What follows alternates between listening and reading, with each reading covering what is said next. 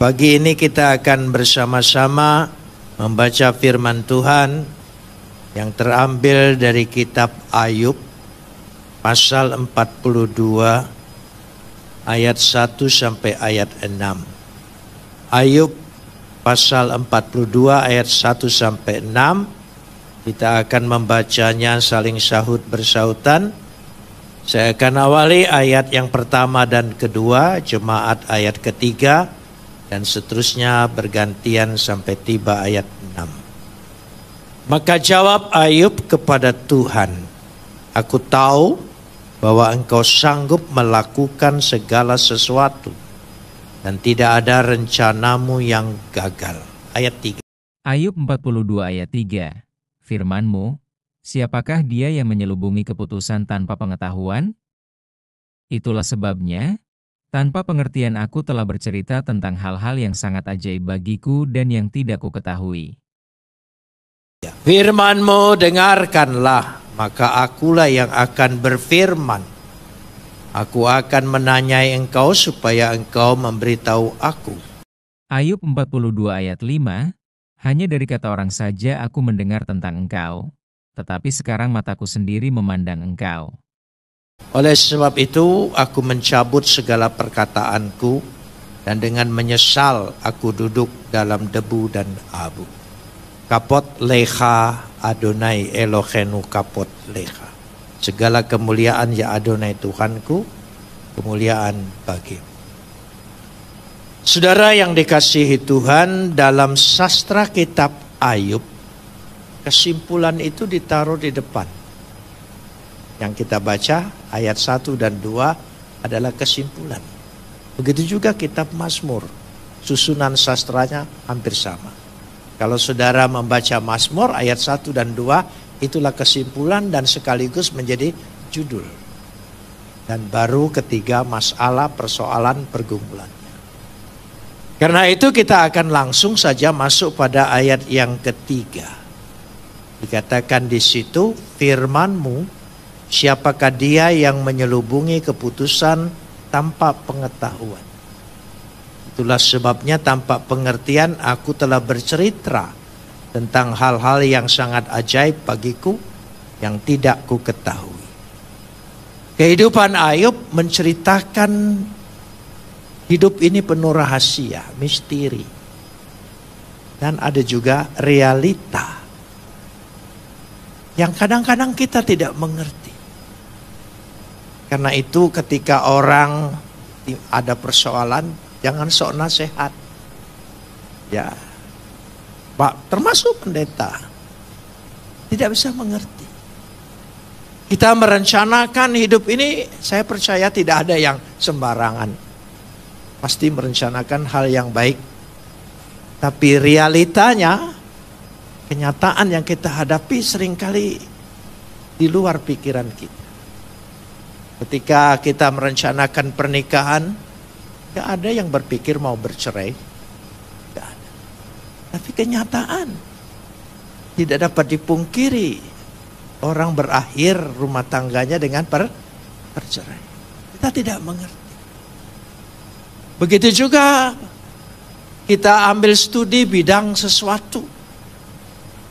Tapi pekerjaannya berbeda sekali dengan apa yang kita sudah siapkan. Karena itu penuh misteri. Karena itu Tuhan katakan jangan suka komentar. Jangan sok tahu. Ya, itu yang diakui di sini. Siapakah dia yang menyelubungi pendapat kita, persepsi kita seringkali menjadi menyelubungi rahasia Tuhan, rencana Tuhan di dalam kehidupan kita. Supaya gambarannya jelas, ketika Ayub mendapat penderitaan yang amat sangat dalam kehidupan manusia. Ya, boleh dikatakan orang saleh, sangat beribadah, baik dalam keluarga, sukses dalam usaha, tapi mengalami penderitaan seperti itu menjadi sebuah tanda tanya. Kenapa ini harus terjadi?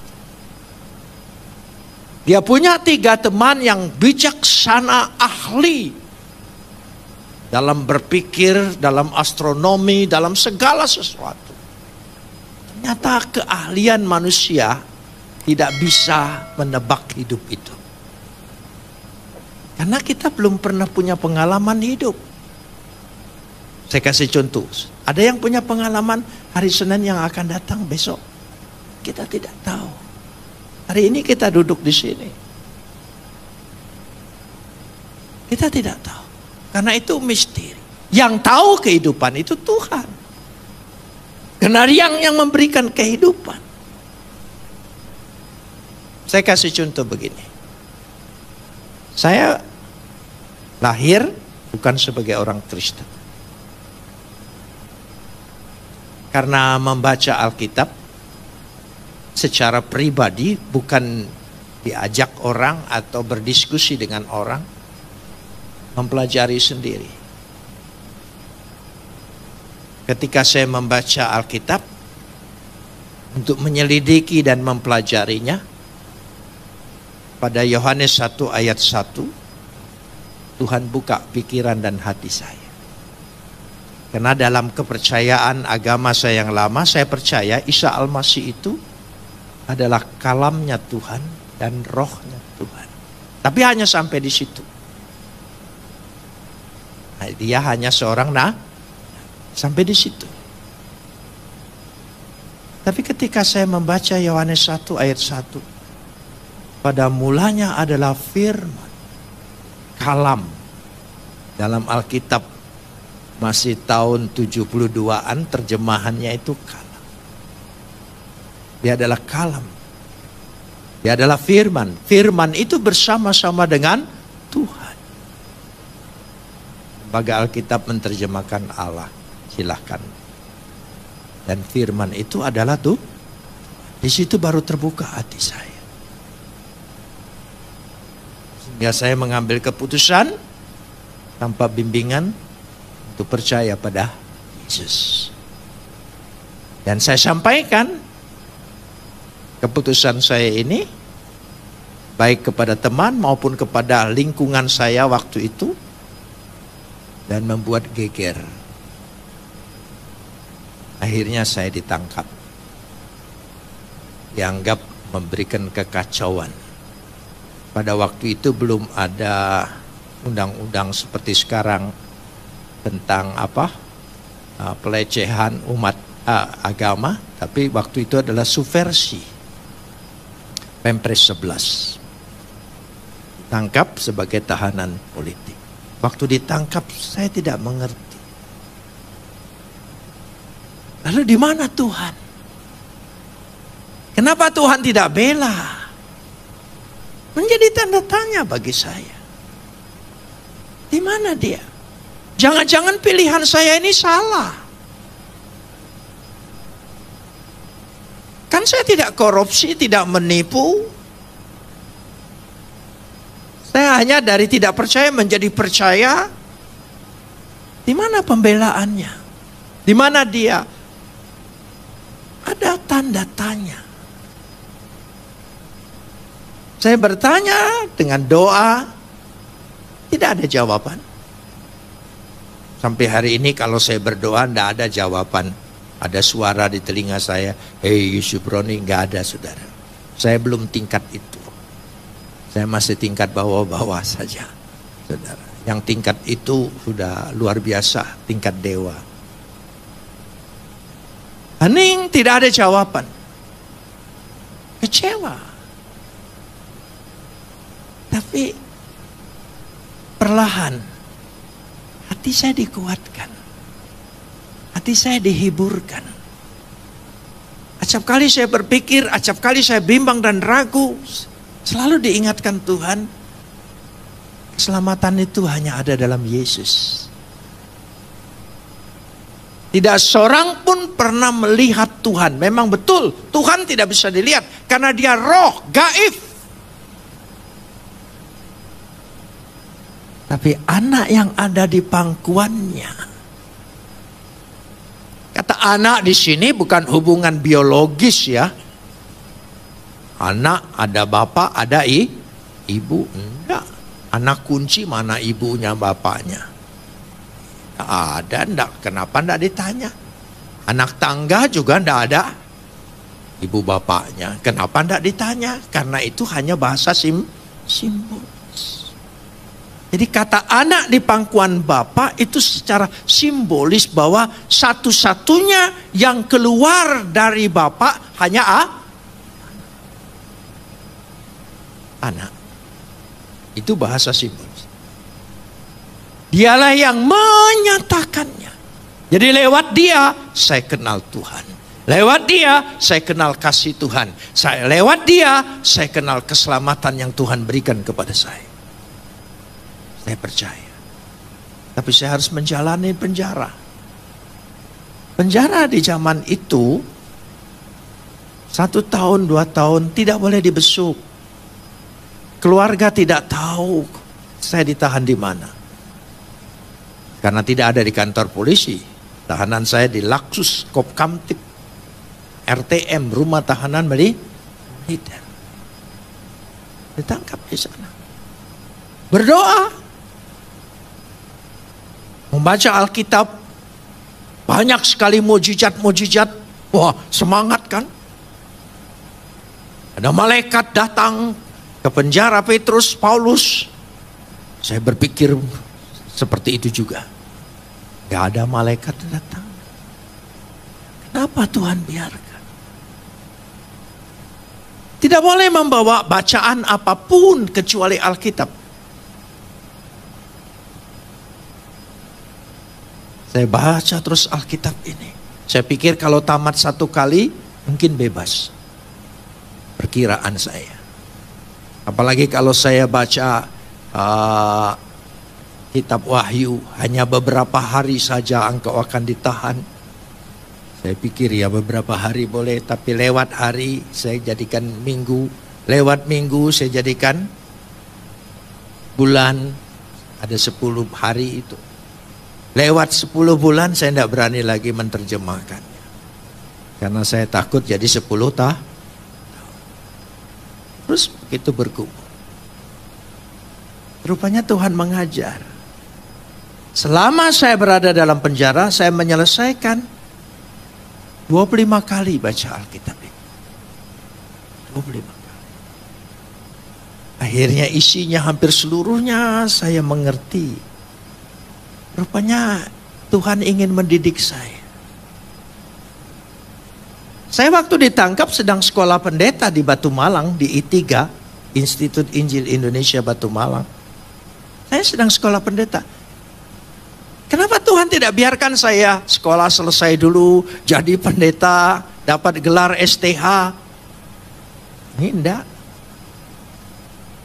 Dia simpan saya dalam penjara, di penjara. Diperiksa setelah tahun kedua. Ditanya, saya pikir ada perkara apa? Apa sebab kamu jadi Kristen? Hanya itu pertanyaan. Saya jelaskan karena baca Alkitab. Dia tidak percaya. Gak mungkin kalau tidak ada orang yang membujuk kamu, mengajak kamu, mungkin ada misionari mana, menawarkan kamu. Saya bilang tidak. Tidak ada yang saya kenal. Saya baca Alkitab. Lalu pemeriksa salah satu bertanya dengan saya, mana ayatnya? Saya kasih tunjuk. Yohanes 1 ayat 1, Yohanes 1 ayat 14, Yohanes 1 ayat 18. Dan dia baca. Keras-keras lagi dia baca. Sudah itu dia katakan, saya nggak jadi Kristen. Ngomong yang benar, kamu bilang karena baca ayat ini, tiba-tiba kamu berubah. Iya, saya bilang. Nah, saya sudah baca, tapi saya tidak berubah. Beda. Saya dipilih, Bapak tidak. Akhirnya saya ditempeleng, saudara. Karena pesakitan tidak pernah menang. Ya, kalau kita sedang dalam berada posisi diperiksa, apa saja kita tidak ada haknya lagi. Ya, sudah.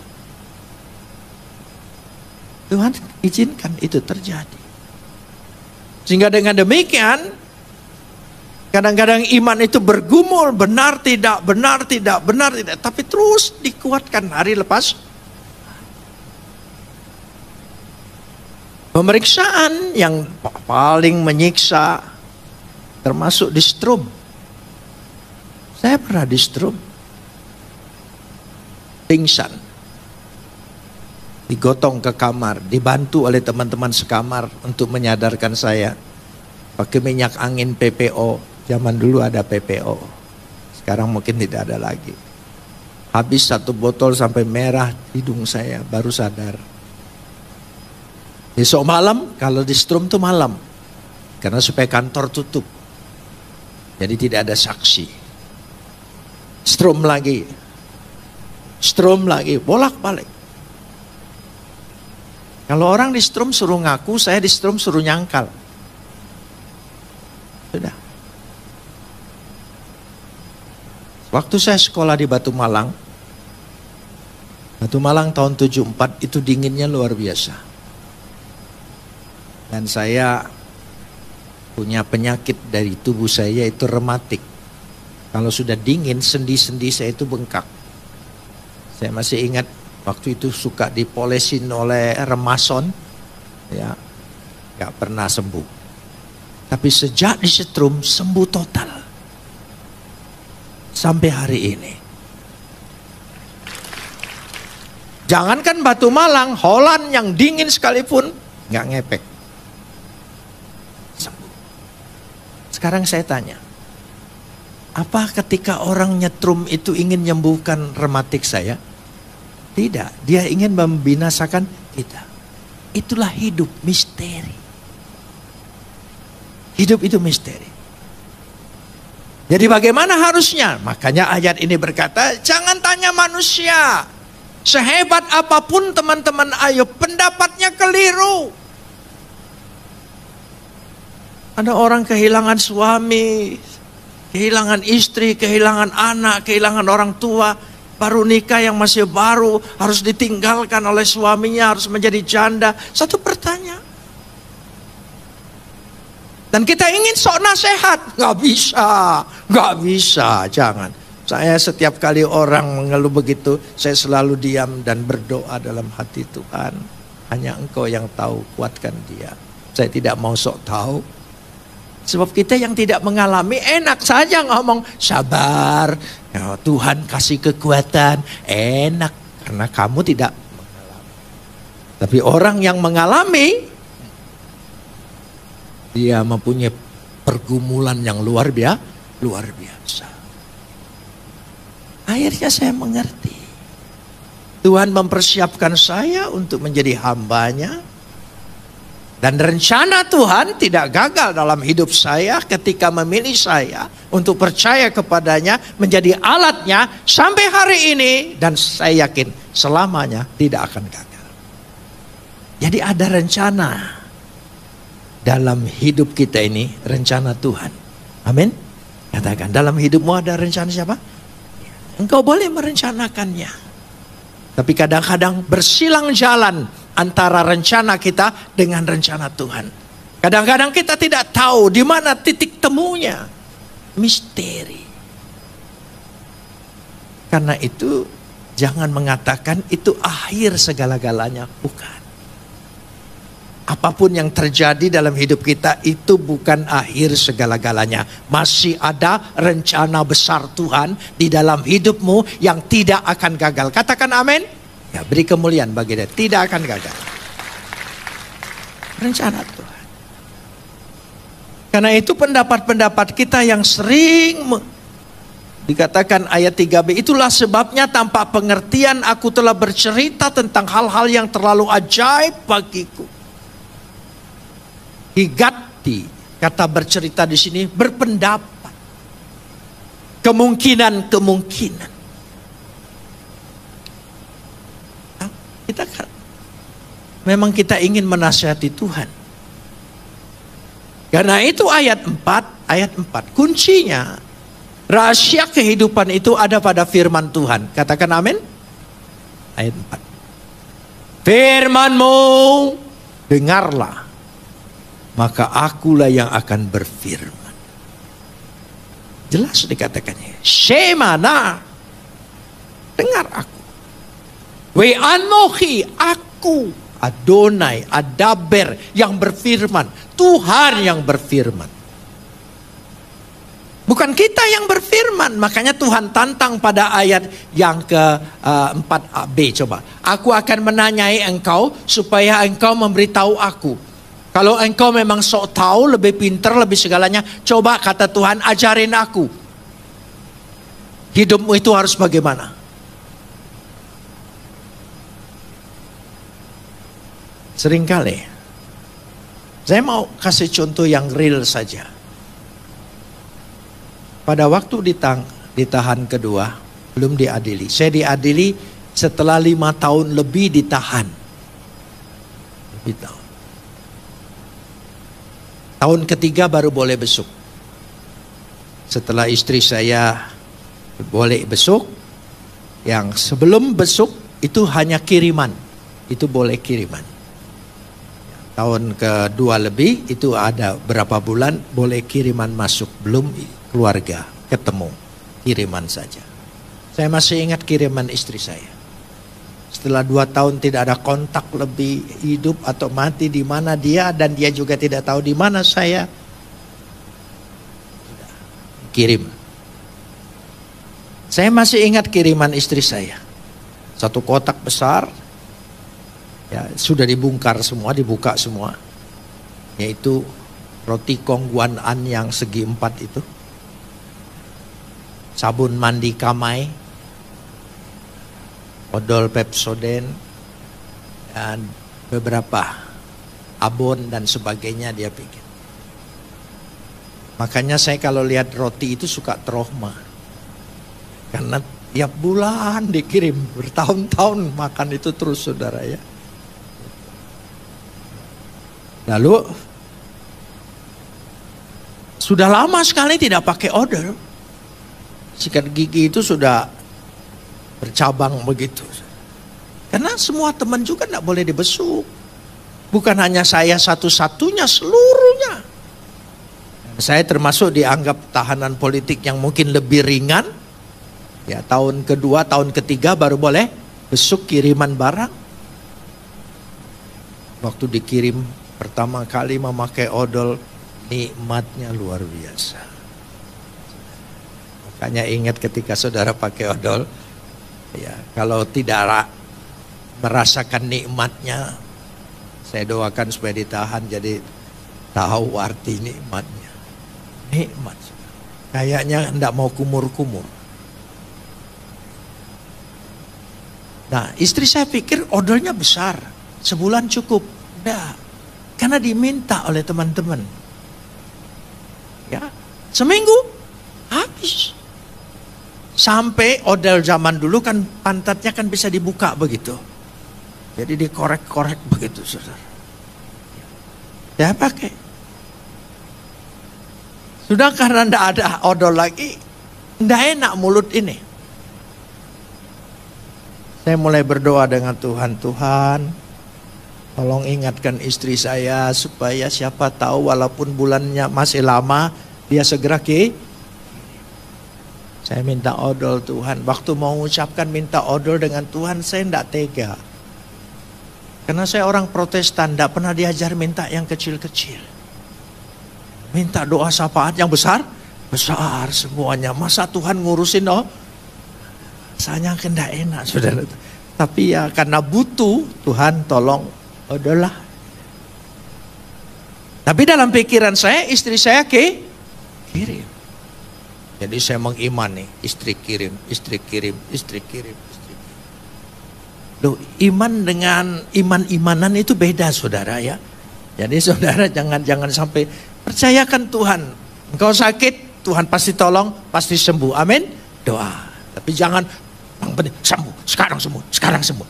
Jangan maksain. Namanya aja muji. Kalau mu itu dari sana, mu bukan kujijat. Kan saudara, jangan maksain, ya saudara. Jangan rasa sakit, sembuh, sehat. Itu motivator itu saudara ya. Firman Tuhan biarlah pekerjaan Tuhan. Dia tahu tepat waktu bagi kita. Jadi saya pikir istri saya kirim dari jam 9 pagi sampai jam 2 siang itu waktu besuk. Saya kasih tahu nanti supaya siapa tahu saudara punya pengalaman. Jadi itu waktu besuk. Sampai jam 2 tidak ada. Nah dari jam 2 sampai jam 4 ya itu penjara Kalisosok, di sebelahnya kantor Kejaksaan Negeri. Ya. Jadi saya punya teman pengacara yang teman baik ya, dari Jakarta. Ya, Adenan Buyung Nasution. Dia suka kirim uang lewat kejaksaan. Kalau pas ada perkaranya di Surabaya, dia kirim 20.000, 20.000, 25.000. Waktu itu cukup besar. Nah, jadi dari jam 2 sampai jam 4 doa saya beralih. Bang Buyung kirim, Bang Buyung kirim, Bang Buyung kirim, Bang Buyung kirim. Sampai jam 4, sampai jam 5 kita semua mandi, sudah harus masuk semua. Ya, yang mulai apel, dihitung satu-satu di kamar itu. Dan di kamar saya 3. Ya, saya kepala kamar. Karena ditahan lebih lama jadi kepala. Nah, makanya kalau mau jadi kepala di sana tahan lebih lama dan perkaranya harus berat. Karena perkara saya Pempres 11 ancaman hukuman mati. Saya diseganin. Oleh penjahat-penjahat pun diseganin. Itu hukuman mati loh. Oh iya, itu gunanya. Makanya jangan punya perkara tanggung-tanggung ya, saudara yang gede-gede sekalian. Udah itu disegani. Ya sudah, sampai jam 5 apel, saya bilang 3, selesai. Sudah, saya mulai berdoa lagi sore. Wah, banyak doa. Karena banyak waktu. Makanya Tuhan izinkan ada masalah, ada persoalan, opname, rumah sakit, baru banyak waktu. Saudara, terus saya berdoa. Tuhan, saya tahu Tuhan sibuk. Jadi tidak apa-apa. Saya menguatkan hati saya karena doa saya hari itu tidak. Jam 7 malam kamar saya dibuka. Ada orang baru ditangkap masuk. Dan dia lihat ke sana kemari. Ya. Rupanya di antara 3 itu muka saya tidak terlalu kriminal. Jadi dia berani dekat saya. Dia bilang gini, "Kok boleh enggak saya tidur dekat sini?" Oh boleh. Saya pinjamin tikar, saya pinjamin bantal. Saya banyak tikar dan bantal warisan dari yang bebas-bebas. Itu gunanya ditahan lebih lama, bisa nerima warisan. Sebab orang tidak berani bawa karena takut sial kalau dibawa pulang. Jadi saya pinjamin. Lalu dia buka tas plastiknya. Kau titip ini. Saya buka. Isinya odol. Saya sampai kaget. Loh, ini isinya odol semua. 10 odol. Lalu dia lihat juga, oh iya. We punya toko, we gugup, waktu we ditangkap, we masukin apa gitu mas. Rupanya yang dimasukin odol semua saudara. Tidak pernah terpikirkan oleh saya, Tuhan mau mengabulkan doa saya lewat orang yang baru ditangkap. Gak ada jalur otak saya. Tapi itulah misteri. Itulah rahasia kehidupan. Amin. Rahasia kehidupan. Masih banyak kita harus jalani rahasia kehidupan ini. Yang penting nanti dikatakan ayat ini mengimani, percaya. Hari itu saya dapat 10 odol. Luar biasa saudara. Besok pagi orang ini dibon lagi untuk diperiksa. Sampai jam 5 sore tidak datang. Terus apel. 4, 1 di luar, 3 di dalam. Petugas bilang coret saja. Kenapa? Salah tangkap. Hanya untuk kirim? Ya ada.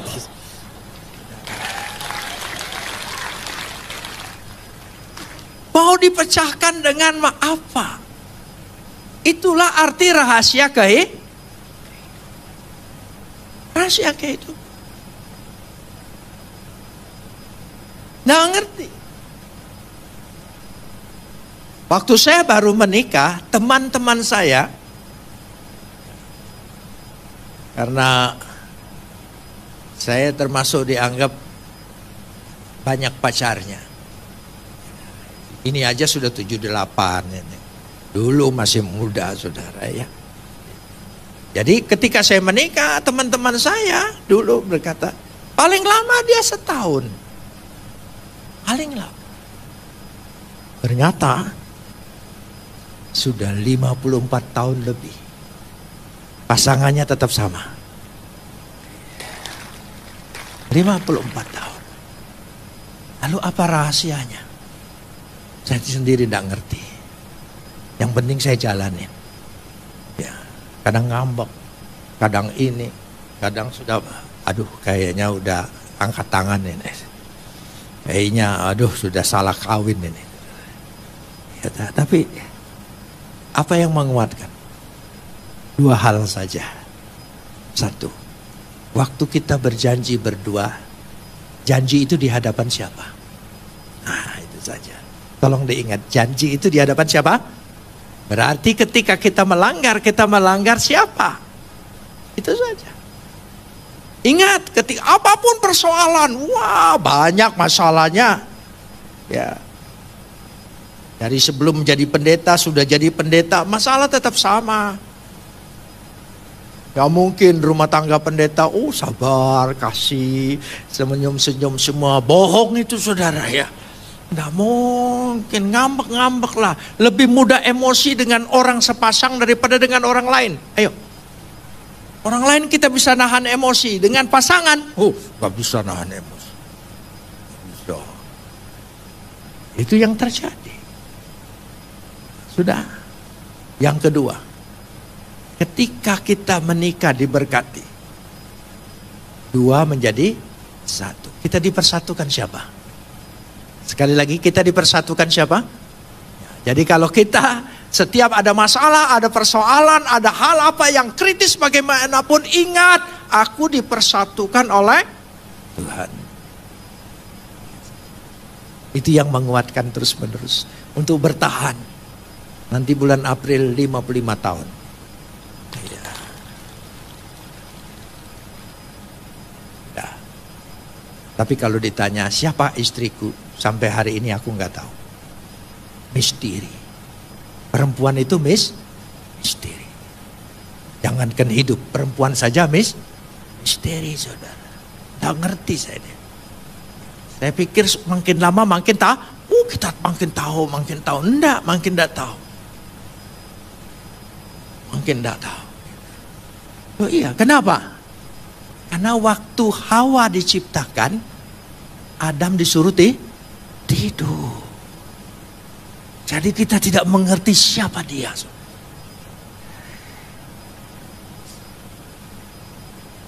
Dulu saya pikir masih muda, keras sedikit suara, dia diam. Sekarang, dia menang terus. Saya berani ngomong gini karena dia tidak ikut. Kalau dia ikut, saya tidak berani ngomong gini, saudara. Nah, tapi untuk menunjukkan itulah rahasia firman Tuhan. Firman Tuhan. Karena itu ayat yang kelima, hidup itu bukan teori. Hidup itu dialami, pengalaman. Iman itu pun bukan teori. Iman itu bukan dogma yang tersusun dengan pengajaran gereja, dengan buku-buku yang besar dan tebal-tebal. Bukan. Iman itu pengalaman. Karena itu Alkitab itu tidak ada isinya metode, teori, wacana. Alkitab semua isinya kisah, peristiwa,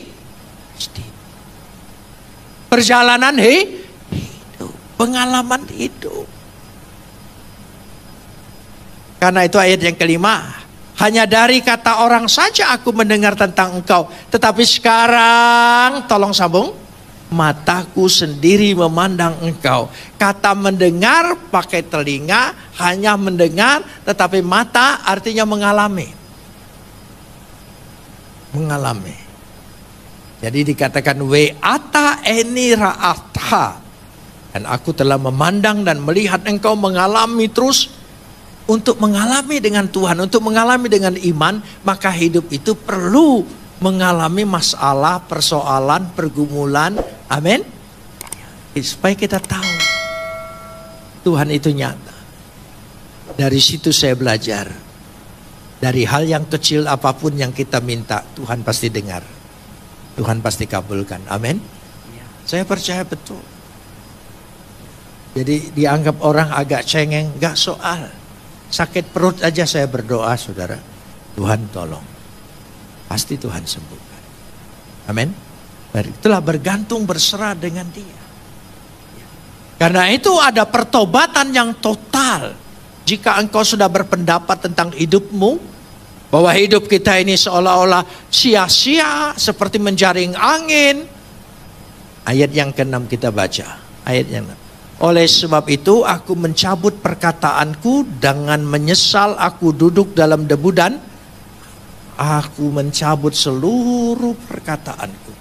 Aku bertobat sungguh-sungguh, aku punya pendapat yang salah tentang hidup, tentang semua peristiwa yang terjadi dalam hidup saya. Mengapa Tuhan izinkan?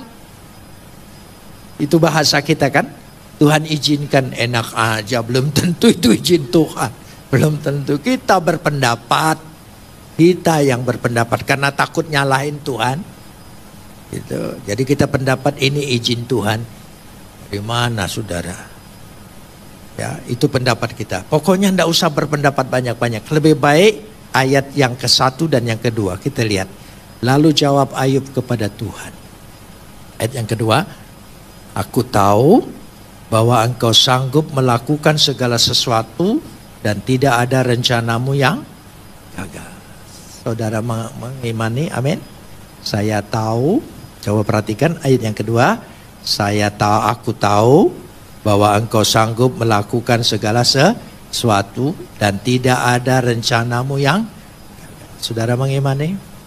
Dan itu akan terjadi dalam hidup kita. Dan tidak ada yang gagal. Sekarang kita belum tahu, sekarang kita belum lihat, tidak apa-apa. Percayalah, di ujung sana Tuhan berikan kebaikan luar biasa. Amin.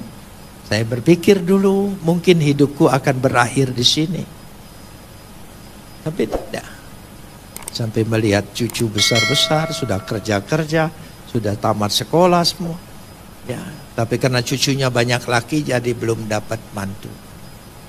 Ya, karena anak laki lebih lama cari jodohnya gitu. Kalau anak perempuan cepat-cepat dicariin. Jadi seperti itu. Semua karena berkat Tuhan. Tuhan mengalami. Kita ingin mengalami bersama Tuhan. Amin. Iya. Dan terus menerus mengalami bersama Tuhan. Dalam kehidupan kita ini. Izinkan Tuhan punya acara dalam hidup kita. Tuhan beracara dalam hidup kita. Amin. Jadi kalaupun apa yang terjadi menimpa kita yang kita tidak inginkan, Tuhan, aku berserah padamu. Aku tidak tahu apa-apa. Tapi ajar aku mengerti, ajar aku kuat. Sehingga aku dapat menjalani ini semua. Dan sehingga pada ujungnya aku mengerti rencana Tuhan tidak ada yang gagal. Mari kita berdoa.